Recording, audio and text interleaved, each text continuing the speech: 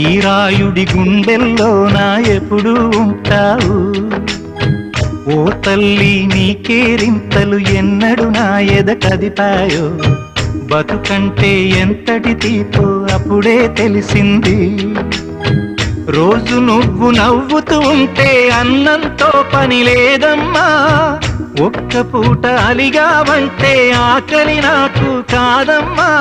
అందరికేమో రాజునురా, నీ దరి నేను బంటునురా.